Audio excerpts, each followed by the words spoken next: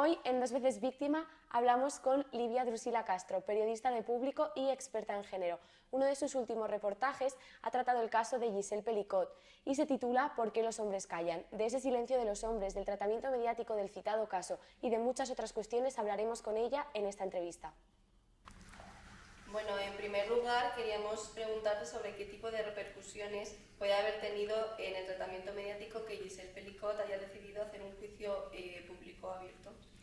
Pues a ver, las repercusiones que ha tenido que Giselle Pelicot haya decidido hacer público son muchas, porque al fin y al cabo pues este tipo de juicios se suelen hacer de manera a puerta cerrada, de manera privada, para salvaguardar la identidad de las víctimas, pero al final que ella haya decidido hacerlo público es un acto de muchísima valentía por su parte y que además todas las mujeres creo que tenemos que estar muy agradecidas con ella por haberlo hecho de esta forma, porque no solo es valiente, sino que además lo que hace es, digamos, ponerle cara a la violencia machista y hacer además que también se le haya dado más repercusión o que haya sido más visible y que por lo tanto haya tenido mucho más recorrido y la gente pues y haya podido generar también más conciencia.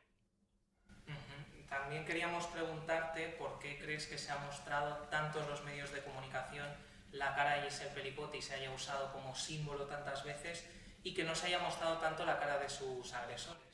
Claro, esto en realidad es porque la cara de sus agresores no es pública.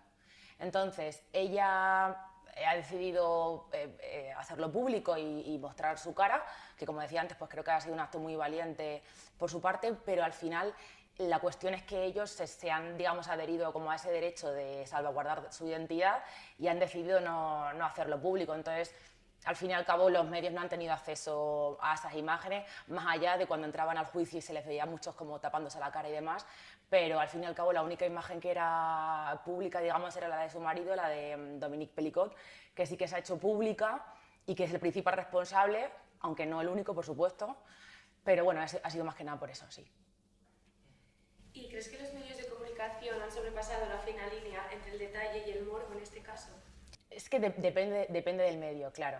Entonces, concretamente, el tipo de prensa que yo consumo no considero que se haya pasado demasiado esa línea, pero por supuesto que sí que he leído alguna cosa que ha sido un poco...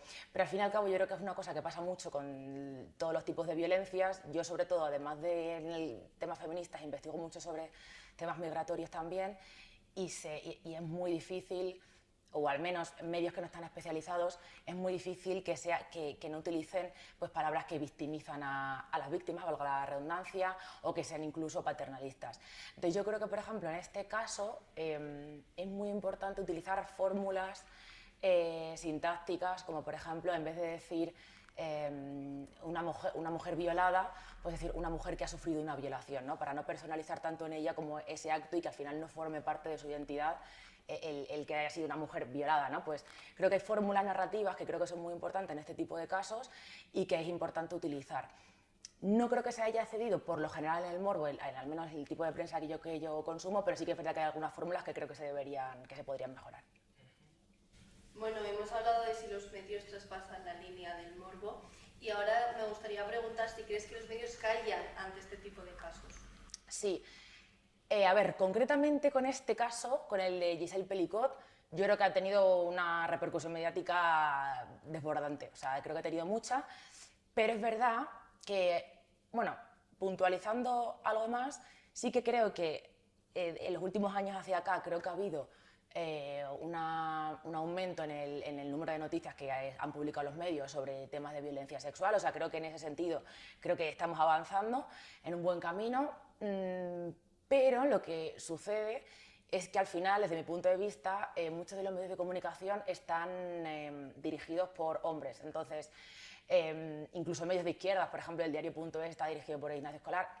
Es una excepción, ¿no? Pero creo que en general hay muchos medios que están dirigidos por hombres y al final cuando las estructuras de poder están dirigidas por hombres, pues lo que sucede es que se transmiten los problemas o las preocupaciones de los hombres o de una sociedad heteropatriarcal, ¿no?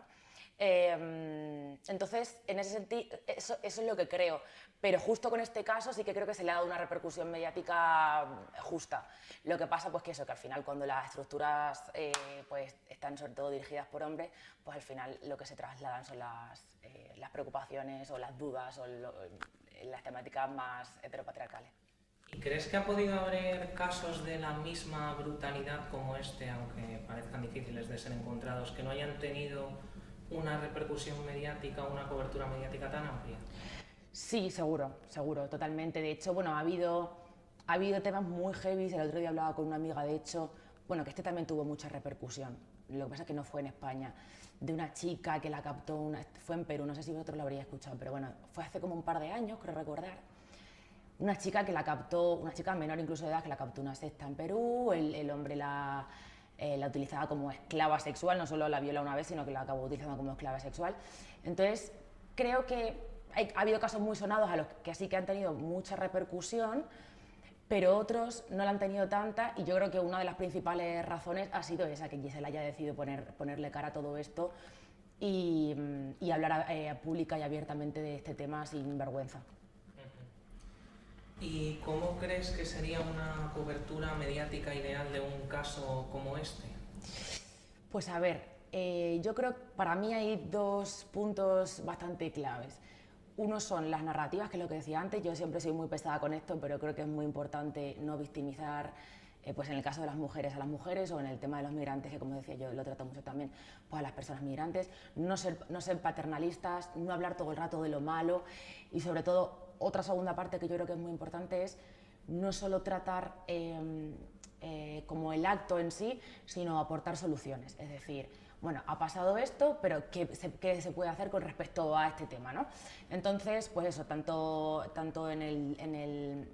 sea, para mí el tratamiento sería tanto desde el punto de vista sintáctico de cómo se aborda este tema, dar voz a las víctimas, por supuesto, y aportar soluciones más que quedarse solo en la raíz del problema. Bueno, y ahora te voy a dar una cita de Sí. Charlie Hebdo Sí. sobre el caso de Giselle Pelicot. Y bueno, quería saber pues, qué te parece, si crees que esto es, aunque sea un periódico que hace este tipo de sátiras en las portadas, pues qué opinión te merece. Sí, tengo dilema con esto, porque la vi a raíz de vuestra propuesta, de lo que me enviasteis. Yo no la había visto anteriormente, y pese a que a mí Charlie Hebdo es un periódico que, bueno, que me gusta, que me parece que tiene su aquel, para mí esto supera demasiado cualquier límite o sea, cualquier límite, sobre todo ético y moral. Creo que al fin y al cabo el humor es algo muy importante en nuestro día a día, y está muy bien satirizar ciertas cuestiones, pero creo que hay cosas con las que no se puede jugar ni hacer humor, y creo que esta es una de ellas. Entonces, bueno, creo que se han equivocado. No creo que Charlie Hebdo sea un periódico o un medio de comunicación sensacionalista en general, pero en mi opinión creo que aquí sí que han sobrepasado una línea. Y sobre el artículo de ABC en el que se tilda a Giselle Pelicot como una bella durmiente, ¿qué opinión te merece? Pues me parece fatal. O sea, me parece que ese tipo de términos no se pueden utilizar en ningún tipo de contexto, y me parece tratar la situación con una especie de, no sé cómo decirlo, pero bueno, como si fuese algo nimio, como si fuese una nimiedad, algo anodino, cuando es un tema muy importante. Y en ningún caso me parece que se pueda hacer un paralelismo entre una bella durmiente y el caso de Giselle Pelicot. En todo caso deberíamos decir que una mujer drogada, dormida, pero en ningún caso bella durmiente. O sea, me parece que, y mucho menos utilizarlo en un titular.